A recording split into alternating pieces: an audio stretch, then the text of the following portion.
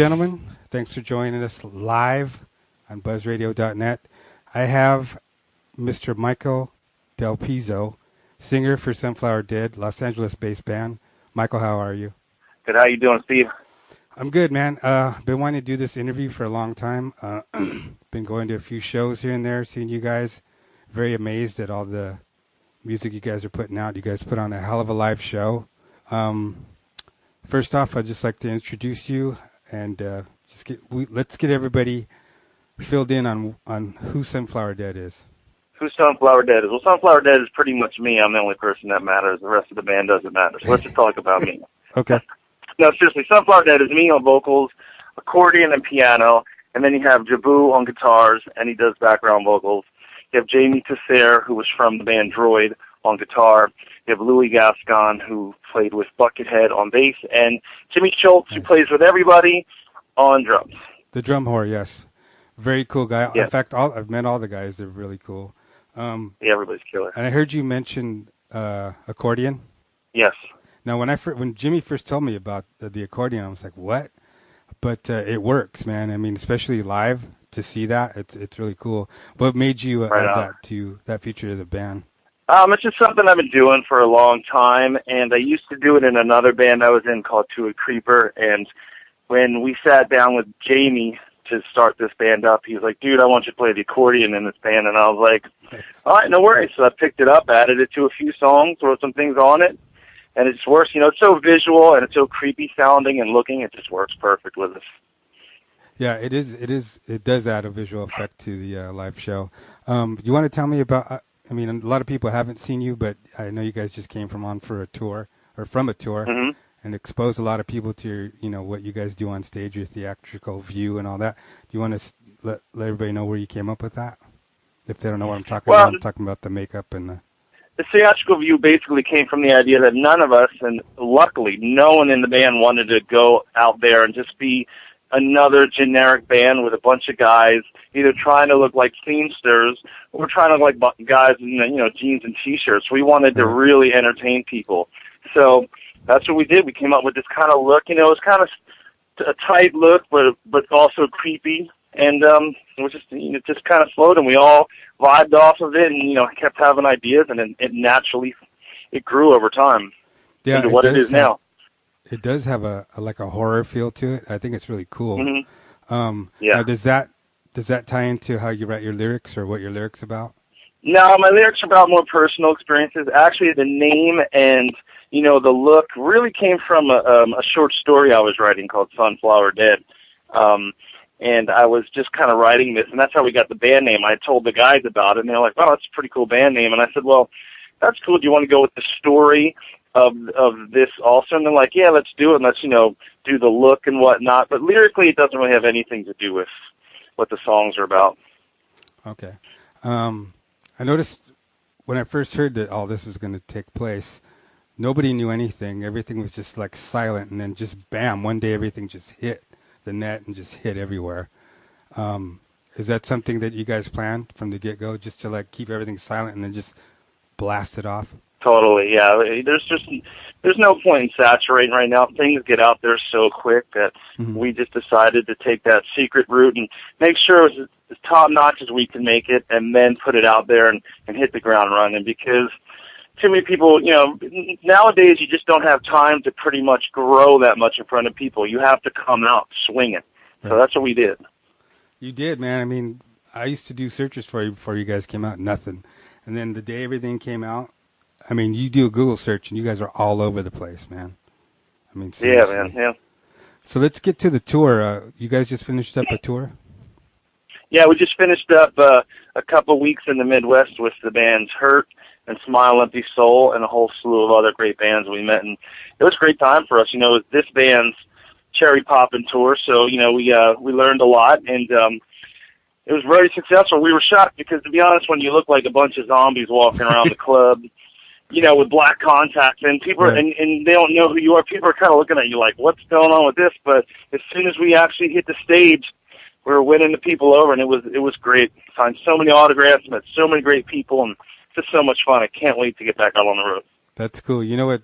It's funny you bring that up because I would have thought you guys, would put your makeup on and not come out until you go on stage, but you do. You put your makeup on, and you guys are out on the street. You're everywhere. It's awesome. It's pretty cool. Yeah, you know what it is? It's like we're not really playing certain places, and a lot of the venues we played, we didn't actually have access to backstage because we weren't the headliner, so we had no choice. But since no one really knows who we are yet, and we're so new, like on the live touring circuit, it's not hurting us. That might change once things progress a little more. But right now, yeah, we're out and about talking to people, trying to get them into the show before we play. Yeah, that's awesome. I know you guys put out a video. Now that wasn't part of your original release. Did that come out after the press release of Sunflower Day? First we did the EPK video, which is just snippets of a few songs to kind of give people a taste of what they're getting. And then we put out the video for the song Make Me Drown, which was released a couple weeks after the actual record came out, and it's done really well. I love that video because it's violent. Cool video. Now, yeah, you mentioned the violence. Do you want to get into what the video is actually about? The video kind of ties into the story of the Sunflower Dead. If you watch our EPK, there's a little, a couple paragraphs talking about, who we are, fictionally and what's going on, and basically kind of parallels that story in the sense that, we call it chastising the insidious. We're taking care of the bad people, Right. We look kind of creepy, but we're actually the good guys. It's kind of fun. It's all entertainment. It's not serious. We don't walk around believing that we're zombies and shit. That's cool. So what's your musical background, personally? Mine, when I was younger, I started playing piano, and then when I was a teenager, I started singing death metal because I just was in love with that style of music, bands like Death and Morbid Angel, and then it just grew from there. I got into the rock, Guns N' Roses, and then Zeppelin, Sabbath, all the metal, hardcore, punk, you name it. And then I just one day was like, I wanted to develop my voice, so I took vocal lessons. I got more into people like Steve Perry from Journey, etc., and just really tried to combine the two, the really heavy and the really smooth. I mean, you have a pretty wide range. It's pretty good. It all fits together. So how did you come about finding everybody to put this band together? The band, it was pretty much me and Jabu, writing some songs on our own. And it just so happened that our friend Jamie, who was in Droid at the time, they were breaking up, and he was not ready to stop. So he called us up and said, "What are you guys doing?" And we told him, and he said, "I'm into it." And we got Louie, and then we needed a drummer, and we wanted Jimmy. It's just kind of like everybody was down from the get-go. There was no hassle or hard times or things we had to work out. Like, hey, let's do this. Let's let it grow and see where it goes. Right. And so, and how about how long did it take for you to put your first CD out? It took us about a year to write it, and a year to record. Not that we were recording for a year; it was just we were recording sporadically for save money and schedule. So it took us about a year and a year to get it all. So about 2 years to get this band going, and then came out in August, and now we're 5 months into this, and everything's going wonderful. Now, is that just a self-titled album, or does the album actually have a name? No, it's just called Sunflower Day. So, which brings me back to your tour thing. I'm sorry I'm jumping around, but you guys had a kick-ass tour. I don't know what you would call that, trailer? The trailer. Dude, that thing was awesome. Who put that together?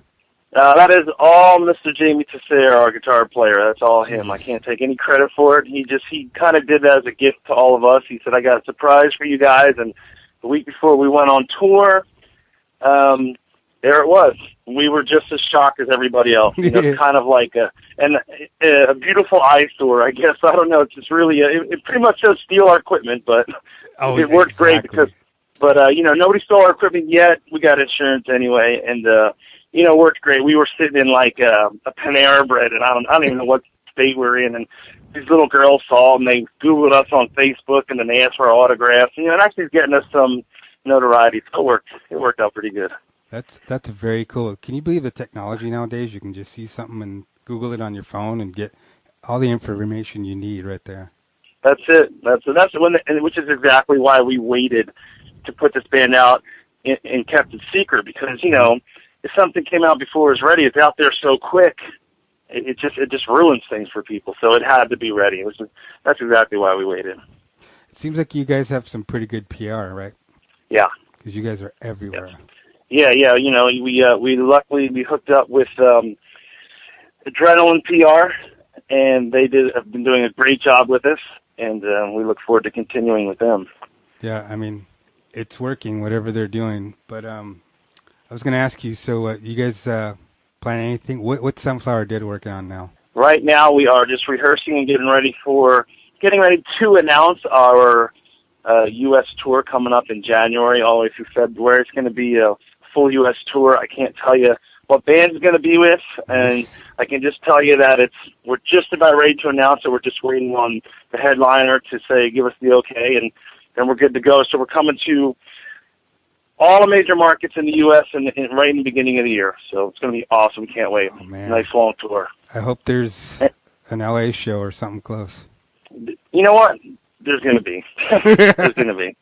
It's going to be that's definitely. Awesome, man. And there's talk of going to Europe. Oh, shit. Don't know what's, we're definitely going to be in Europe sometime, but there's talk of going sooner than we expected. We'll see how it plays out. But definitely January and February U.S. tour. Dude, you heard it first right here. Buzz Radio. That is some awesome news. Congratulations. Thanks, man. We'll see how it goes. Everything's a process, step by step. Oh, we're just sure. building. We're working like every other band out there, just trying to get our name out there. So. Right. So I want to get back to music writing real quick. Do you think any of the current events that are happening in the world have any influence on your music writing? Not for me, no.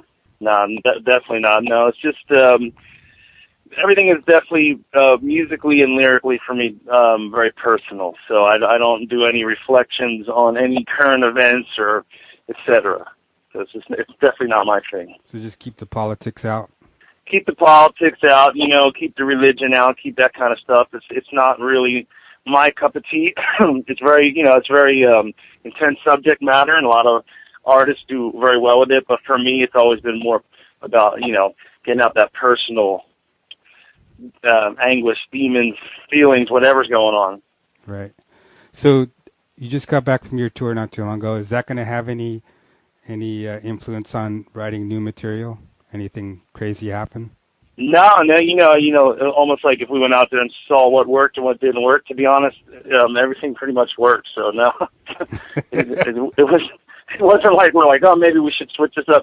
I think for us, the ultimate goal in the beginning of this band was to write arena-ready songs.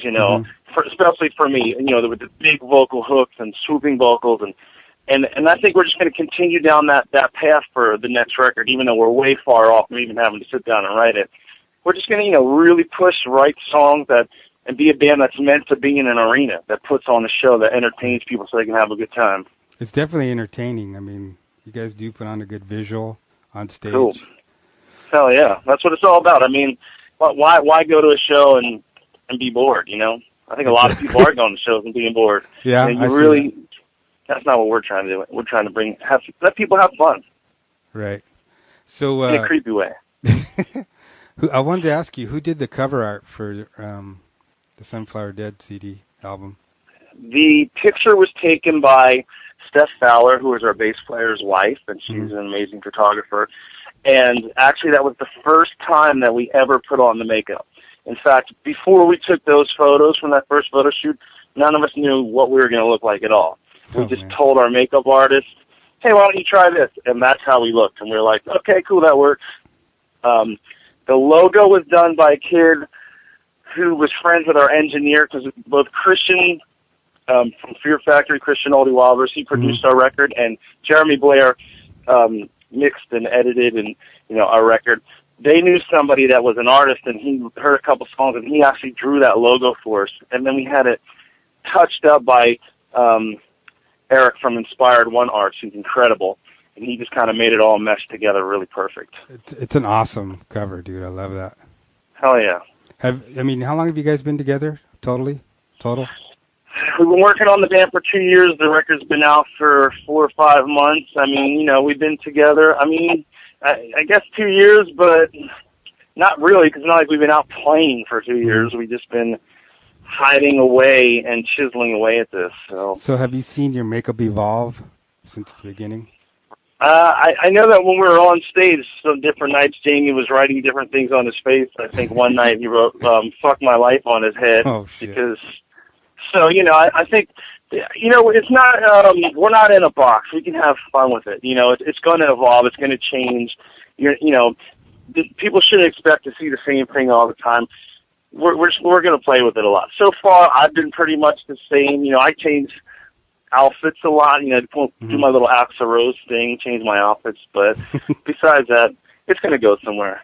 Yeah, this album kind of reminds me of like a comic book. And that's another thing that's happening. I am going to do the graphic novel of Sunflower Dead. I'm going to write it. And the guy that actually drew the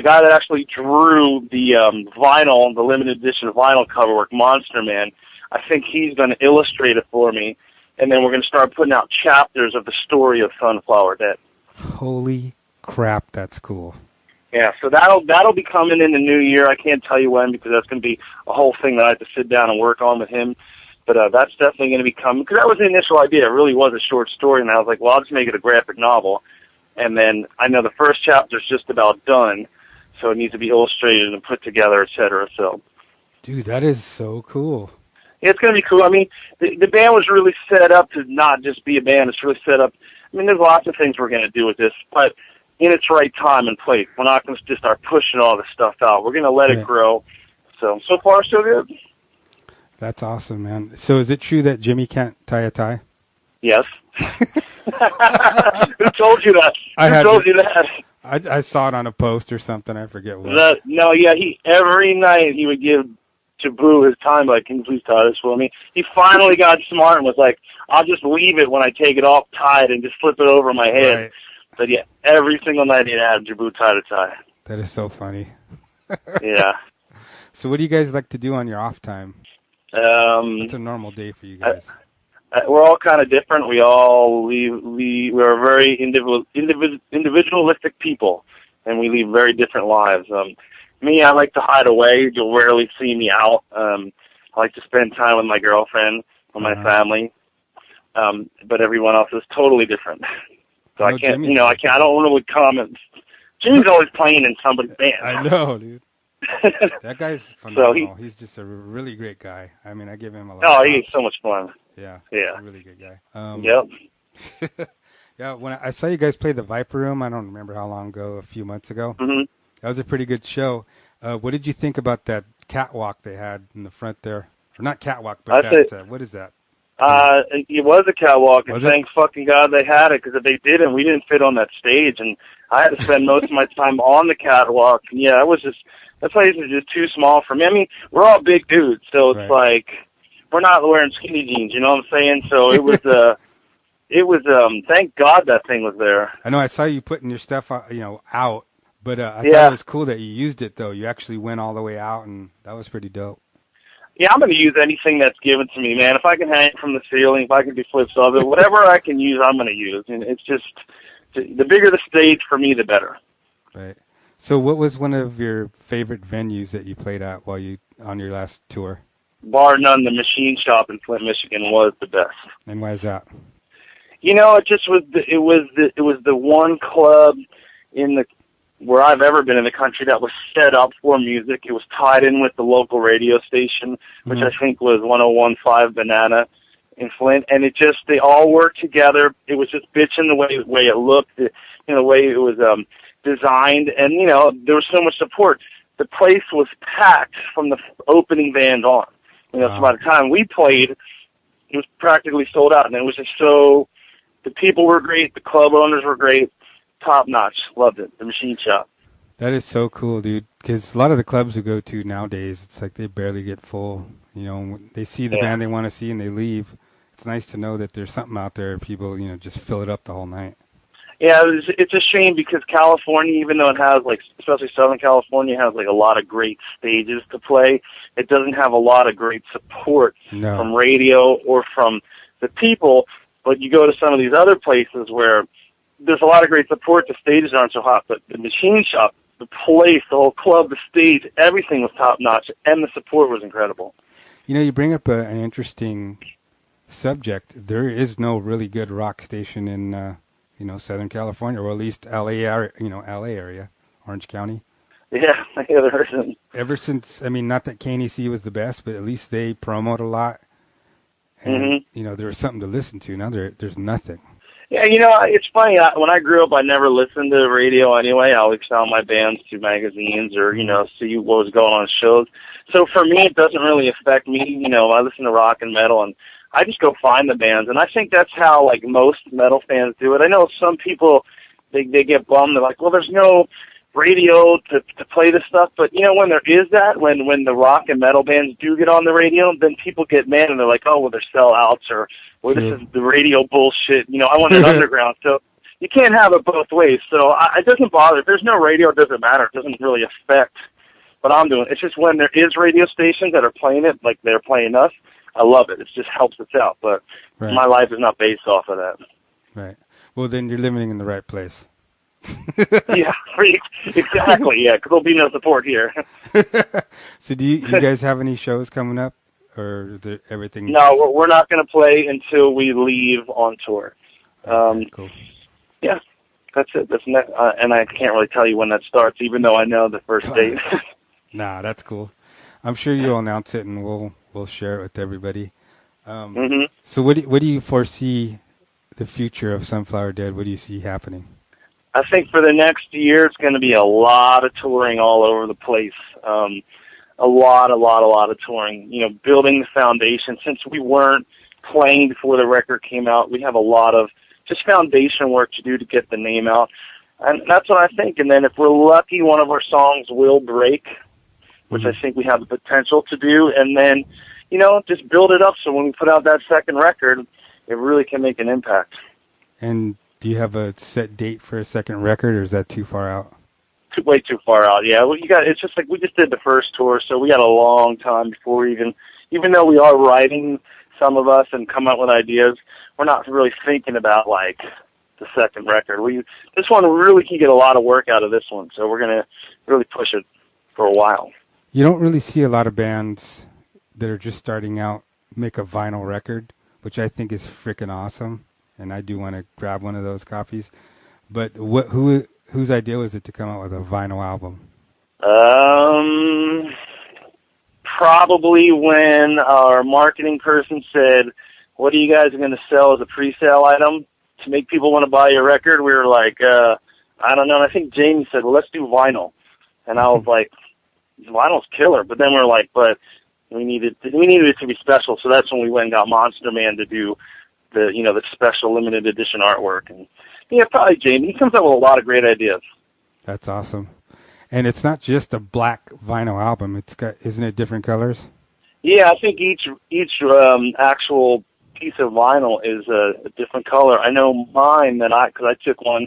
It kind of looks like strawberry yogurt. That's the only way I can describe it. That's cool. Now, how many songs are on there? There's 11 songs on the record, on both the digital format and the vinyl, and all have 11 tracks.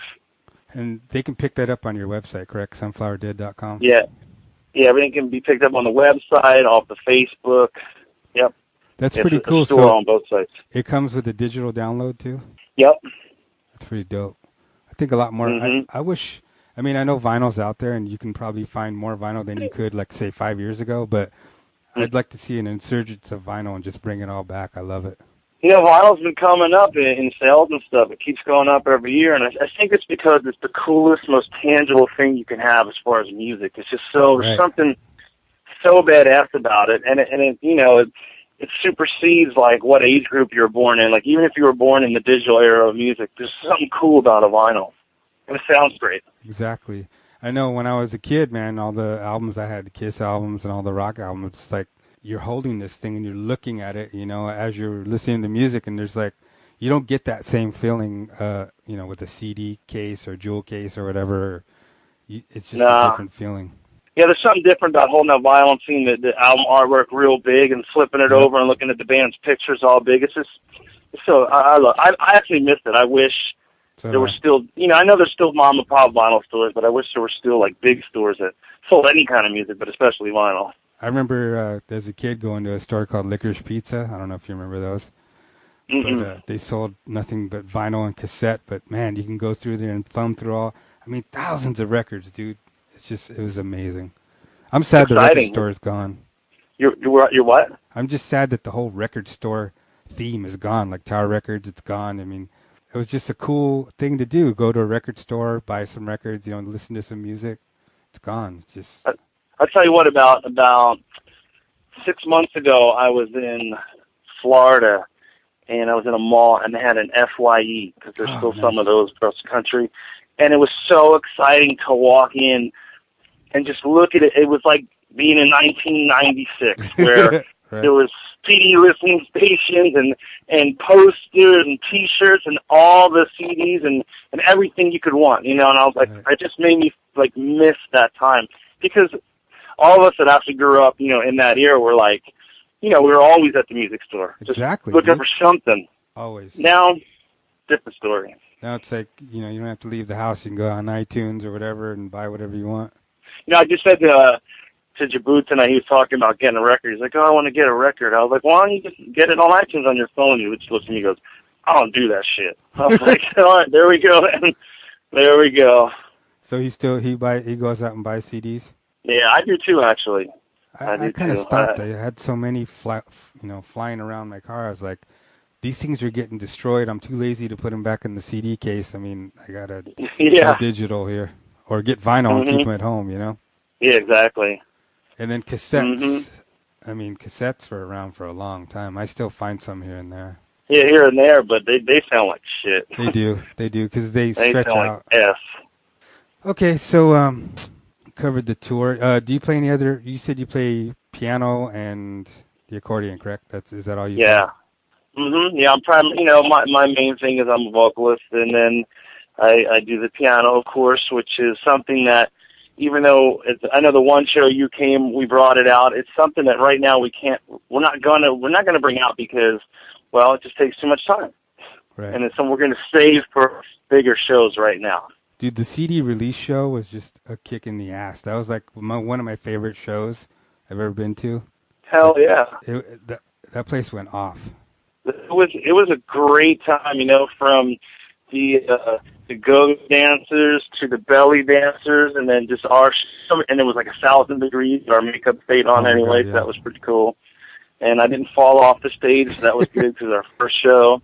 But again, it was our first show as a band playing, and we had to pull it off, and it was so much fun. It was very exciting because it's such uncharted territory. Just like going out on the first tour, it was uncharted territory. How are people going to react? It's a bunch of clowns out here. It was just so much fun. It's incredible. Now that I was going to ask you, what kind of reception did you get for the most part on that tour? Incredible every night. I mean, the lines at our Murphy at the end of the night was just awesome. We were signing autographs, taking pictures, selling merch, hanging out with people, and making fans. It couldn't have gone any better as far as I'm concerned. So whose idea was it to do the Police cover? It was my idea, but me and Jabu were at a bar one night in Orange County, and we had all the other songs written. I said, hey, you want to do a cover on this record? And I don't know what to do. And I just said, hey, let's do something. I said, I just wanted it to be a dark song, but a hit. And he's like, I think he said, let's do, looking at me because he's drunk, he's like, let's do that song from Top Gun. I was like, what? Top Gun. I was like, what? And he goes, Every Breath You Take. And I was like, oh, that's not from Top Gun. I was like, Top Gun was, I can't remember what it's called right now, to be honest. A sick singer. But I said, no, let's do Every Breath You Take. That'll be perfect. It's about a stalker. And right away I knew exactly how I wanted to approach it musically. And we brought it to the guys, and they were like, cool, right on. And it just so happened that Christian, Lee Walber's favorite band was the Police, so when we told him we were going to record it on the record, he was super stoked. Really? That's cool, man. Yeah. Mm-hmm. I forget who did that Top Gun song. I think the band, was it a Missing Persons? No, it was you're almost Take My Breath Away. It was a new wave band back then. I forget what their name was. Yeah, but the song was Take My Breath Away. Yeah, that was it. It's that slow part when Tom Cruise is banging, what's her name? Exactly. That's what I remember, when Tom Cruise was banging that girl. We don't even know her name, but that was the song. McGillis, or I forget her name. Kelly McGillis.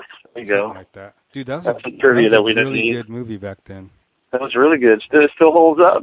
So, would you guys be interested in doing like soundtracks for movies or anything like that? Has anybody approached you?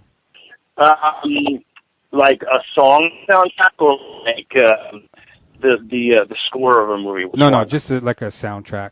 Oh, of course, yeah. For sure. We would love to do that, without a doubt.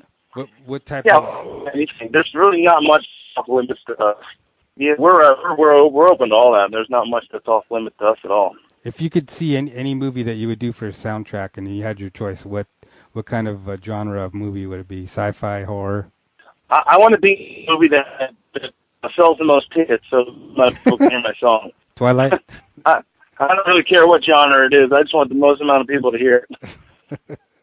So let's tell everybody where all your music is. You guys are on iTunes? iTunes, on Amazon, we're on every download site probably in the world for free. On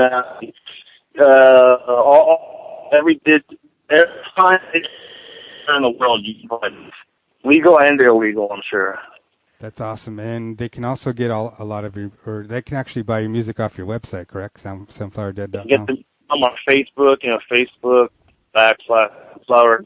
Get all the merch, you can get the music, the vinyl, while it's still in print. There's only 1,000 of them, so once they're done, there won't be any more. And then, obviously, at the ones we're bringing stuff, we're going to have different stuff in each tour. So, if you didn't get something on one tour, then, don't wait because we're going to have different stock for the next tour. We're actually getting shirts for each individual band member made up by the guy that did our vinyl album artwork. So we're going to have, Avma's shirt, kind of like Kiss did. Everyone will have their own shirt. So that's going to be made for those designs to come in. But it's going to be a specific time. So did you guys sell a lot of merch on your tour? Yeah. We stayed in a lot of nice hotels because of it. Oh, nice, dude. Yeah. Which was very, very good. Extremely happy with the response and people's, willingness to support what we were doing, especially since we actually weren't advertised, which was sucky because we would show up every night and people were like, "Who are you guys?" Oh, really? And then, some things didn't go out in time, so we weren't on any of the ads. But you know what? It didn't matter to us. We went up and did our thing, and by the end of that night, we had the people. So, damn, what a trip! Yeah, that's pretty cool. Worked out just fine. No. So, is there anything that you want to plug or give a shout out to or anybody before we wrap this up? I would like to give a shout out to no one because I'm stoked that you had me on the show. I know we've been talking about it for a while, and I'm really stoked that my band members are willing to go through everything because it's a super hard musical climate, and these guys are really laying it down and putting it out there. I mean, these guys are living, so it's really cool, and I'm happy that all our families and wives and girlfriends are so supportive of us. I mean, it means the world to us, and that's the shit to us.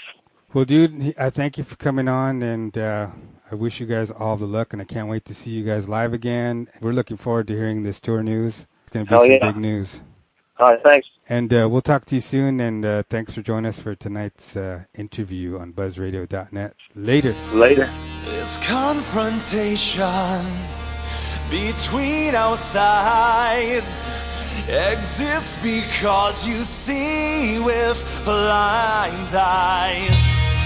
You say it's one way,